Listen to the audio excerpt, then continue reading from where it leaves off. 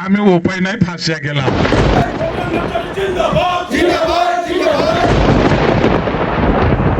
নতুন আইন আমার কৰিব লাগে যাতে সবে কম্পালসরি বিয়া পাতিব লাগে। রবীন্দ্রনাথ নার্জারি ডাঙরিয়া বিয়া পাতাই নাই।